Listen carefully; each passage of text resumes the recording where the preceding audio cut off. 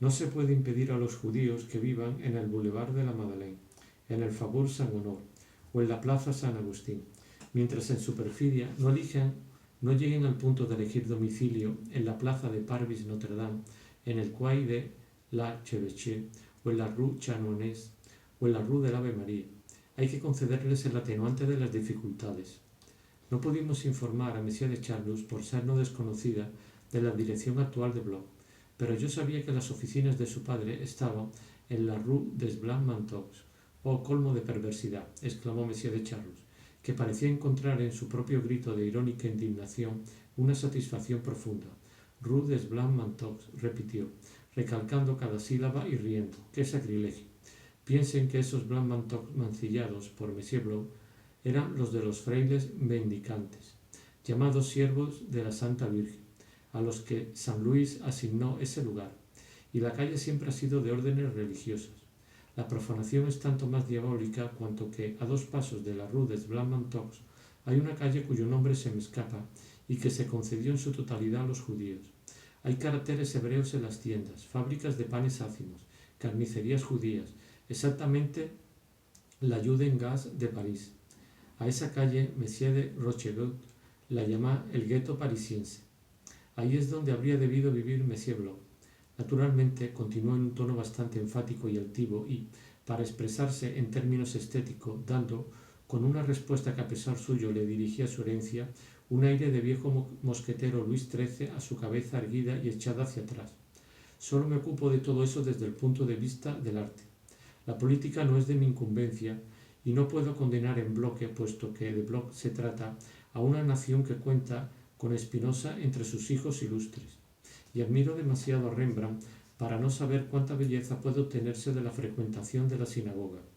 Pero en última instancia, un gueto es tanto más bello cuanto más homogéneo y completo.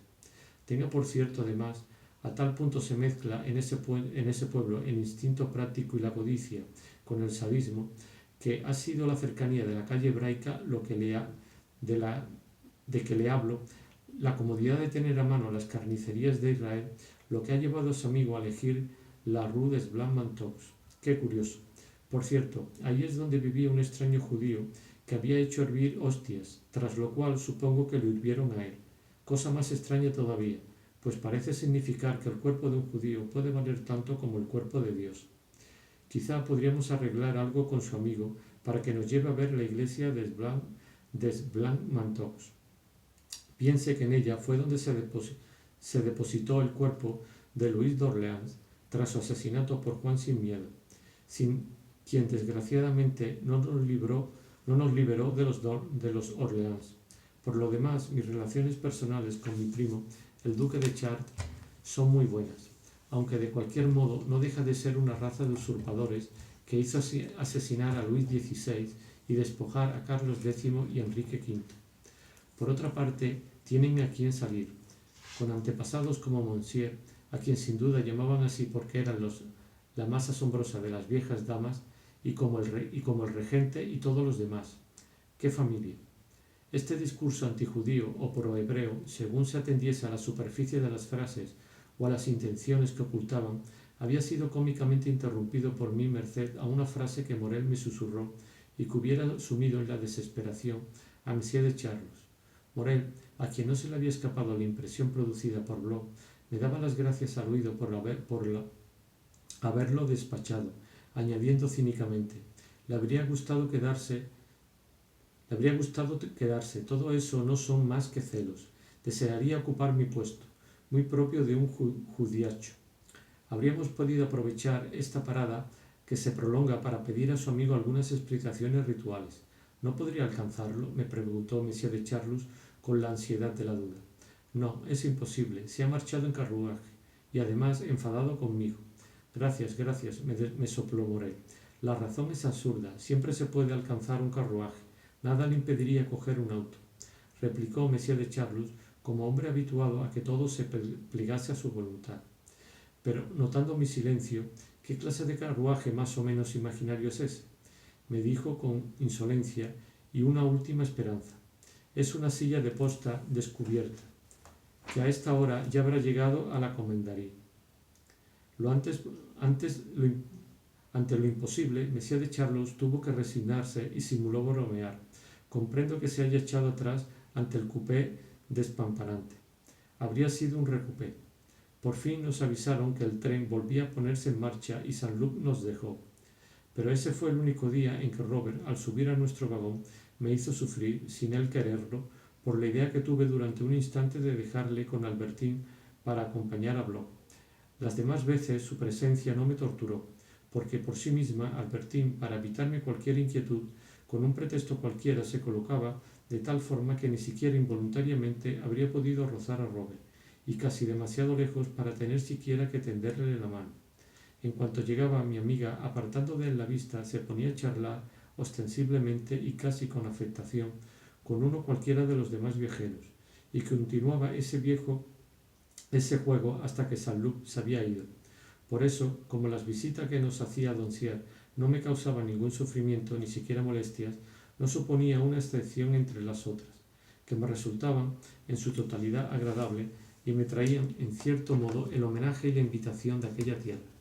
Y desde finales del verano, en nuestro trayecto de Baalbec a Deauville, cuando divisaba a lo lejos aquella estación de Saint-Pierre-d'If, donde al atardecer por un instante la cresta de los acantilados centelleaba toda rosa como la nieve de una montaña al sol poniente, ya no me hacía pensar, no digo siquiera en la tristeza que la vista de su extraño, repentino empinamiento me había causado la primera noche, dándome un deseo tan grande de coger de nuevo el tren para París en vez de seguir hasta Baalbec.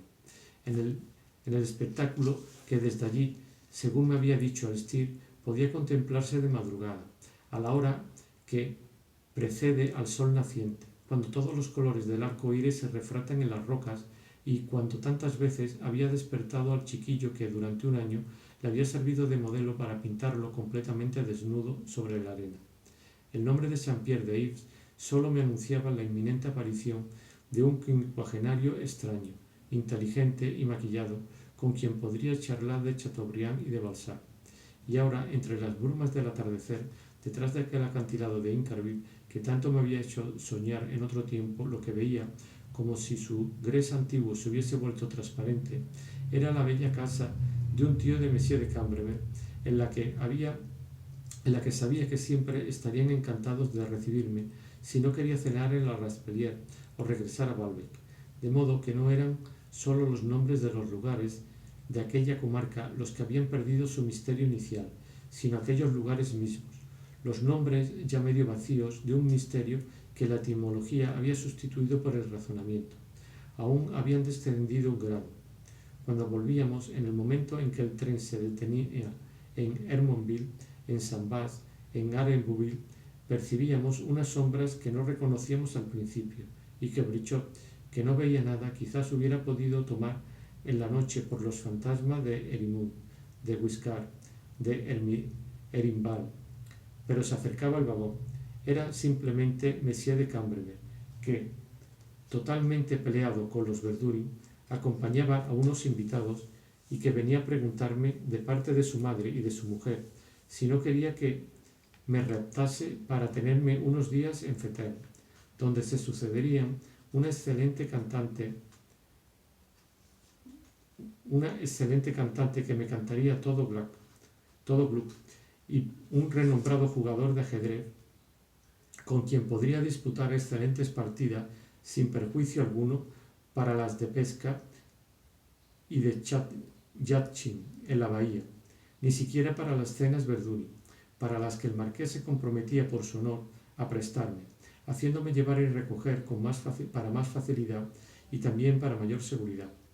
Pero no puedo creer que le siente bien ir a un sitio tan alto. Sé que mi hermana no podría soportarlo. Volvería en un estado. Además, en este momento no se encuentra muy bien. De hecho, la crisis que usted ha sufrido ha sido muy fuerte.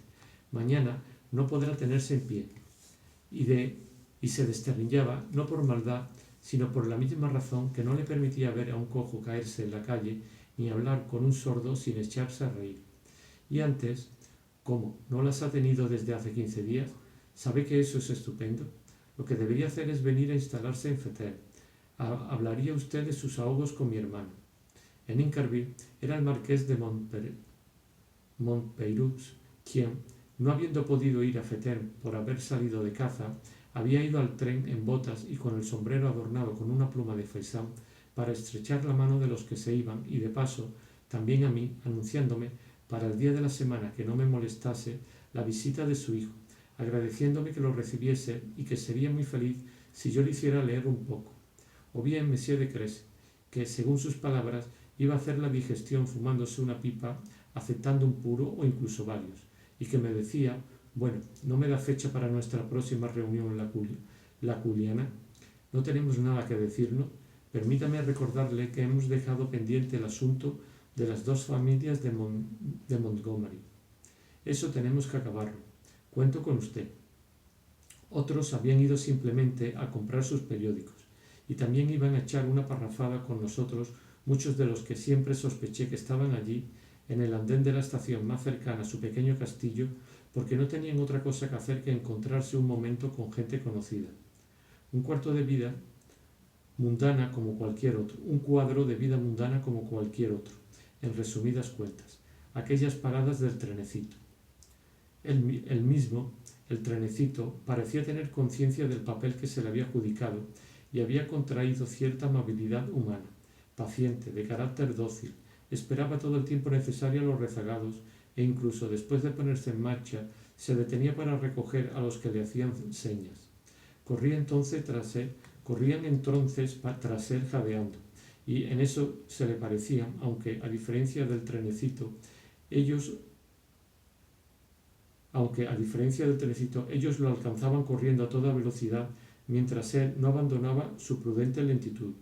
Por eso, Hermonville, Arenbouville, Incarville, no contentos con haberse despojado totalmente de la inexplicable tristeza en los que lo había visto bañarse tiempo atrás en la humedad de la noche, ni siquiera me evocaban las feroces grandezas de la conquista normanda.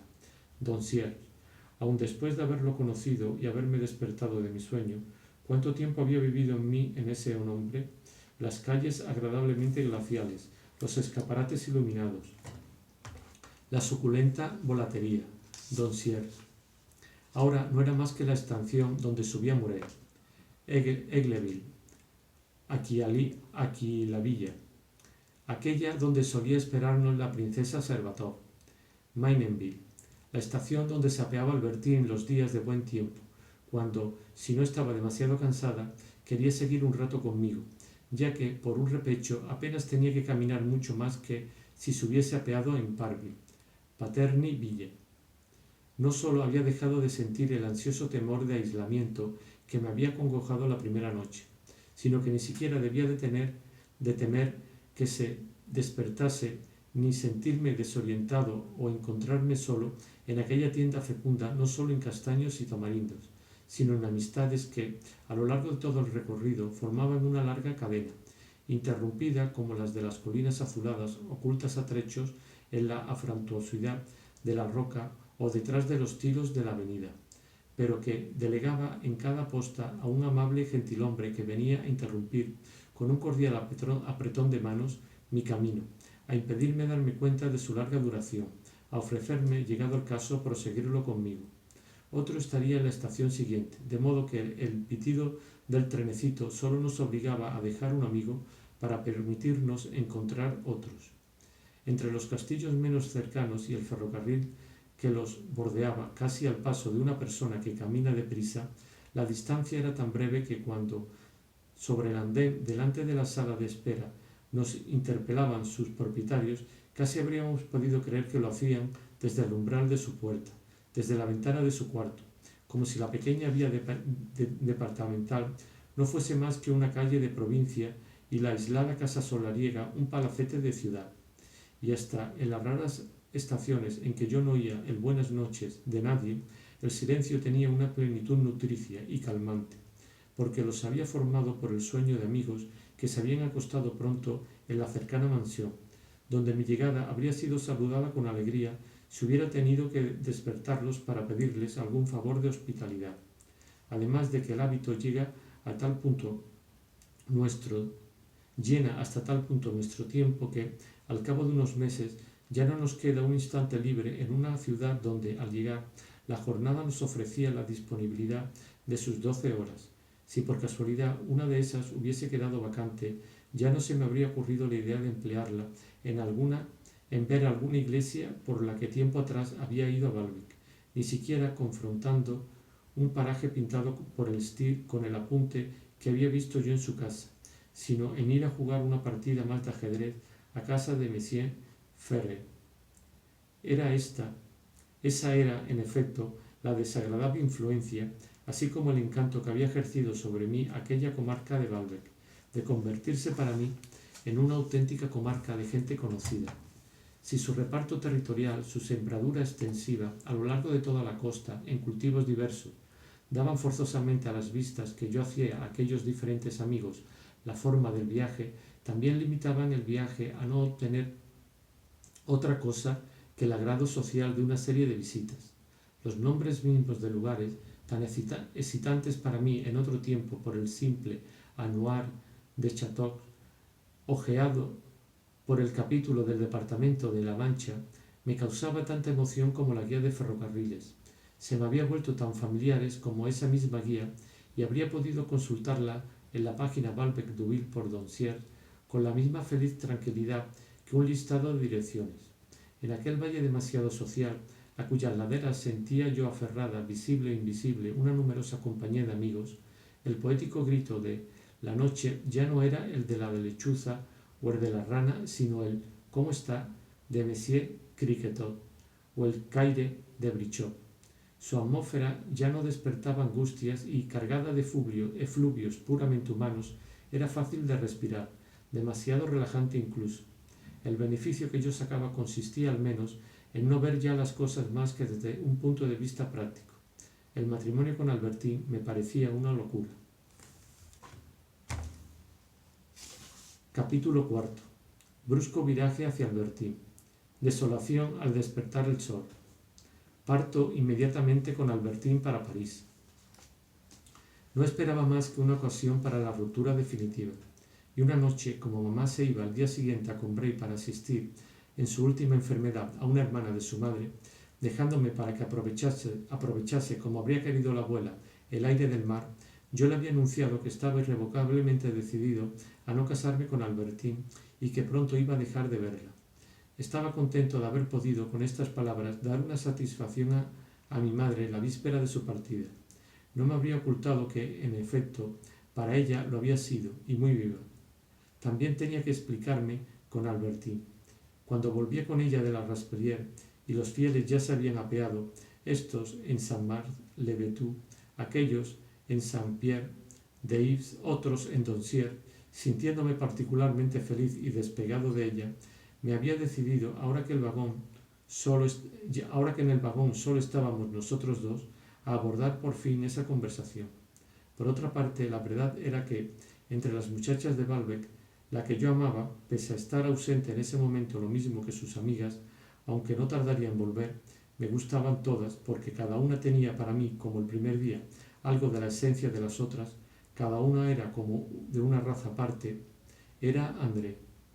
Como dentro de unos días llegaría de nuevo a Baalbek, seguro que vendría a verme enseguida, y entonces, para estar libre, para no casarme con ella si no quería, para poder ir a Venecia, para poder tenerla, sin embargo, toda para mí hasta entonces, la táctica a emplear sería no dar demasiado la impresión de ir en su busca. Y en cuanto llegase, cuando nos encontrásemos para hablar, le diría: «Qué lástima no haberla visto unas semanas antes. La habría amado.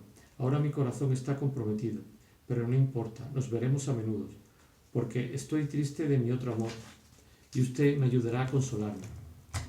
Sonreía para mis adentros pensando en esa conversación, porque de ese modo daría a Andrés la ilusión de no amarla verdaderamente. Así no se cansaría de mí, y yo me aprovecharía, lleno de alegría y dulcemente, de su ternura. Mas todo eso sería aún más necesario que hablarle seriamente, por fin con Albertine, para no actuar de manera poco delicada, y ya que estaba decidido a dedicarme a su amiga, necesitaba que ella, Albertine, supiese bien que no la quería. Había que decírselo enseguida. André podría llegar de un día a otro, pero cuando nos acercábamos a Parvis, me di cuenta de que no tendríamos tiempo aquella noche y que era mejor dejar para el día siguiente lo que ahora estaba irrevocablemente decidido. Me limité, pues, a hablar con ella de la cena que habíamos hecho en casa de los Verduri.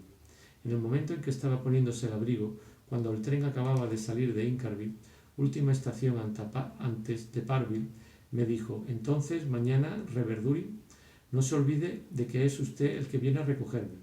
No pude dejar de responder en tono bastante seco: sí, a menos que yo deserte, porque esta vida empieza a parecerme realmente estúpida. En cualquier caso, si vamos, para que mi tiempo en la Raspellière no sea tiempo absolutamente perdido, tendré que pensar en preguntar a Madame Verduri algo que puede interesarme mucho, ser un objeto de estudios y procurarme algún placer, porque este año en Balbec no ha sido mucho lo que realmente he tenido. Eso no es muy amable para mí, pero no se lo tomo en cuenta porque veo que está nervioso. ¿Qué placer es ese? Que Madame Verduri haga tocar para mí cosas de un músico cuyas obras conoce perfectamente. También yo conozco una, pero parece que hay otras y necesitaría saber si están editadas, si son distintas de las primeras. ¿Qué músico? Querida niña, cuando te haya dicho que se llama Vintel, habrás adelantado mucho. Podemos haber dado vueltas y más vueltas a todas las ideas posibles sin que en ellas entre nunca la verdad, y cuando menos lo esperamos, desde fuera nos produce su horrible picadura y nos hiere para siempre. No sabe la gracia que usted me hace, me respondió Albertín levantándose, porque el tren iba a detenerse. Ese nombre no solo me dice mucho más de lo que cree, sino que incluso sin necesidad de Madame Verduri podré conseguir toda la información que usted quiere. Recordará que le he hablado de una amiga mayor que yo, que me sirvió de madre, de hermana, con la que pasé en Trieste mis mejores años, y con la que por otra parte debo reunirme dentro de unas semanas en Cherburgo, de donde haremos juntas un viaje. Es un poco disparatado, pero ya sabe cuánto me gusta el mar. Bueno, pues esa amiga, para nada, no es de ese tipo de mujer que usted podría suponer. Fíjese qué casualidad, es precisamente la mejor amiga de la hija de ese Vintel, y a la hija de Vintel la conozco casi igual de bien. Siempre las llamo mis dos hermanas mayores. No me molesta demostrarle que su pequeña Albertín podrá serle útil para esas cosas de músicas de las que usted siempre dice, y además con razón, que no entiendo nada. A estas palabras pronunciadas cuando entrábamos en la estación de Parville, tan lejos de Combray y de Montjubain, tanto tiempo después de la muerte de Vintel, una imagen se agitaba en mi corazón, una imagen mantenida en reserva durante tantos años que, incluso si hubiese podido adivinar, cuando tiempo atrás la almacenaba, que tenía un poder nocivo, hubiera creído que a la larga lo habría perdido por completo. Conservada viva en el fondo de mí, como Orestes, cuya muerte habían impedido los dioses para que en el día señalado volviese a su país a castigar el asesinato de Agamenón, para mi suplicio, para mi castigo, quién sabe, acaso por haber dejado morir a mi abuela, surgiendo de pronto del fondo de la noche en que parecía sepultada para siempre y golpeando como un vengador, a fin de inaugurar para mí una vida terrible, merecida y nueva, quizá también para hacer estallar ante mis ojos las funestas consecuencias que los actos malvados engendran indefinidamente, no solo para quienes los han cometido, sino también para quienes no han hecho, para quienes no han querido hacer otra cosa que contemplar un espectáculo divertido y curioso, como yo, en aquel lejano final del día de Montjubain, escondido detrás de un matorral, cuando, como la vez en que, complacido, había escuchado el relato de los amores de Swann, había dejado ensancharse peligrosamente en mí la vía funesta y destinada a ser dolorosa del saber. Y en ese mismo momento de mi mayor dolor tuve un sentimiento casi orgulloso, casi gozoso, el de un hombre a quien el choque recibido hubiese hecho dar tal salto que habría llegado a un punto al que ningún esfuerzo hubiera podido levantarlo. Albertín, amiga de Mademoiselle Vintel y de su amiga, prácticamente profesional del safismo, era, en comparación a lo que yo había imaginado en mis peores dudas, lo que es, en comparación al pequeño acústico de la exposición de 1889, del que a duras penas se esperaba que pudiese ir del extremo de una casa a otra, el teléfono que sobrevuela las calles, las ciudades, los campos, los mares y une los países entre sí. Era una tierra incógnita, terrible, en la que acababa de aterrizar. Una fase nueva de sufrimientos insospechados lo que sabría. Y sin embargo, ese diluvio de la realidad que nos sumerge, aunque enorme comparado con nuestras tímidas e ínfimas suposiciones, ya estaba presentido por ellas. Era sin duda algo como lo que yo acababa de saber, algo como la amistad de Albertine y Mademoiselle Vintel, algo que mi mente no habría sabido inventar, pero que oscuramente captaba cuando me inquietaba tanto viendo a Albertine junto a André. A menudo, en el sufrimiento no se llega suficientemente lejos solo por falta de espíritu creativo. Y la realidad más terrible aporta, junto con el sufrimiento, la alegría de un hermoso descubrimiento, porque no hace más que dar una forma nueva y clara a lo que andábamos rumiando hace mucho sin darnos cuenta.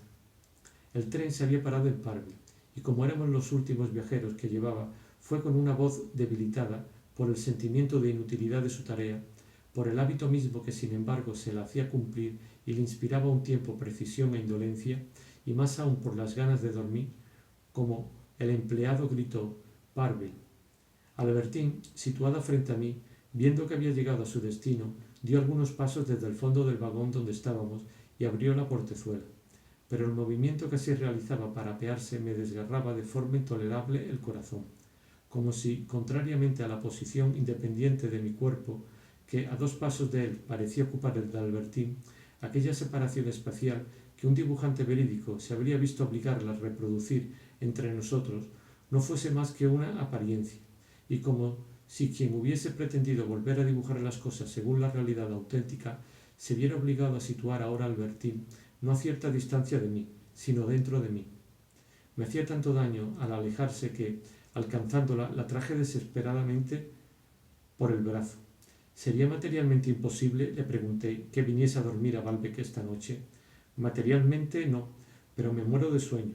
Me haría un favor inmenso. Entonces de acuerdo, aunque no comprendo. ¿Por qué no me lo ha dicho antes? En fin, me quedo. Mi madre dormía cuando, después de haber hecho dar a Albertine una habitación situada en otro piso, entré en la mía. Me senté junto a la ventana, reprimiendo mis sollozos para que mi madre, de la que solo me separaba un delgado tabique, no me oyese. Ni siquiera había pensado en cerrar los postigos, porque en cierto momento, al levantar los ojos, vi frente a mí, en el cielo, aquel mismo pequeño resplandor de un rojo apagado que se veía en el restaurante de Rivebelle, en un estudio que Elstir había hecho de un sol poniente. Recordé la exaltación que en mí se produjo cuando la había divisado desde el ferrocarril el primer día de mi llegada a Balbec. Aquella misma imagen de un atardecer que no precedía a la noche, sino a un nuevo día. Pero ahora ninguna jornada sería ya nueva para mí. Ninguna volvería a despertar en mí el deseo de una felicidad desconocida, y sólo prolongaría mis sufrimientos hasta que ya no tuviese fuerzas para soportarlos. La verdad de lo que Cottard me había dicho en el casino de Parville ya no ofrecía ninguna duda a mis ojos. Lo que había temido, lo que vagamente había sospechado desde hacía mucho tiempo de Albertine, lo que mi instinto deducía de todo su ser, y lo que mis razonamientos dirigidos por mi deseo me habían ido haciendo negar poco a poco, era cierto. Detrás de Albertine ya no veía las montañas azules del mar, sino la habitación de Montjouban donde caía en brazos de Mademoiselle Vintel, con aquella risa en la que se dejaba oír algo así como el sonido desconocido de su voz. De hecho, bonita como Albertine era, como Mademoiselle Vintel, con los gustos que tenía, no le hubiese pedido satisfacerlos.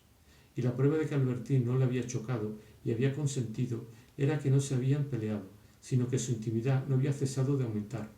Y aquel gracioso movimiento de Albertine apoyando su barbilla en el hombro de Rosamond, mirándola risueña y depositando un beso en su cuello, aquel movimiento que me había recordado a Mademoiselle Vintel y para cuya interpretación yo había vacilado, sin embargo, en admitir que una misma línea trazada por un gesto fuese forzosamente el resultado de una misma inclinación, quién sabe si Albertine no lo había aprendido simplemente de Mademoiselle Vintel.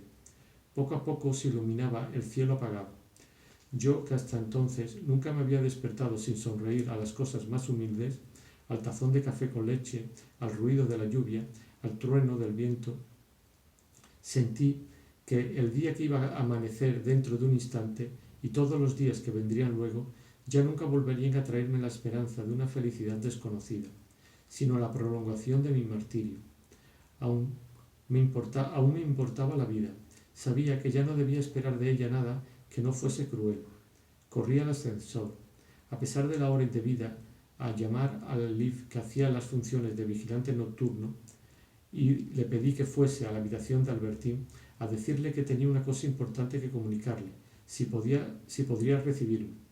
La señorita prefiere ser ella la que venga, vino a responderme. Estará aquí dentro de un momento. Y enseguida, en efecto, entró Albertín en bata. Albertín, le dije, muy bajo y recomendándole que no elevara la voz para no despertar a mi madre, de quien solo estábamos separados por aquel tabique cuya delgadez, hoy importuna, y que, obligándonos a susurrar, se parecía en otro tiempo, cuando en él se pintaban también las intenciones de mi abuela, a una especie de diafanidad musical. Me avergüenzo de molestarla. Verá, para que me comprenda, tengo que decirle una cosa que no sabe. Cuando vine aquí dejé a una mujer con la que hubiese debido casarme, que estaba dispuesta a abandonar todo por mí. Ella debía salir de viaje esta mañana y desde hace una semana todos los días yo me preguntaba si tendría el valor de no telegrafiarle que volvía. He tenido ese valor, pero me he sentido tan desgraciado que he creído que me mataría. Por eso le pregunté ayer noche si no podía venir a dormir usted a Baalbek. Si hubiese tenido que morir, me habría gustado decirle a usted adiós. Y di libre curso a las lágrimas que mi ficción volvía naturales. Pobre pequeño, de haberlo sabido, habría pasado la noche a su lado, exclamó Albertín, a cuya mente no se le ocurrió la idea de que tal vez me casaría con aquella mujer y que la ocasión de hacer ella una buena boda se desvanecería. Hasta tal punto la había sinceramente emocionado una pena cuya causa yo podía ocultarle, pero no su realidad ni su fuerza. Lo cierto es, me dijo, que ayer, durante todo el trayecto desde la Rasperriere, me di perfecta cuenta de que estaba usted nervioso y triste. Algo me temía. En realidad mi pena no había empezado hasta taparme, y el nerviosismo, muy distinto, pero que afortunadamente Albertín confundía con la pena, provenía del hastío de tener que vivir todavía unos días más con ella. Añadió, ahora ya no le dejo, me quedaré aquí todo el tiempo. Me ofrecía precisamente, y sólo ella podía ofrecérmelo, el único remedio contra el veneno que me abrasaba, homogéneo por otra parte con él. Dulce como el uno, el otro cruel, ambos derivaban igualmente de Albertín. En ese momento, Albertín, mi mal, dejando de ocasionarme sufrimientos, me dejaba, ella, Albertín, remedio, enternecido como un convaleciente. Mas pensaba que pronto iba a marcharse de Baalbek para Cherburgo, y de ahí para Trieste.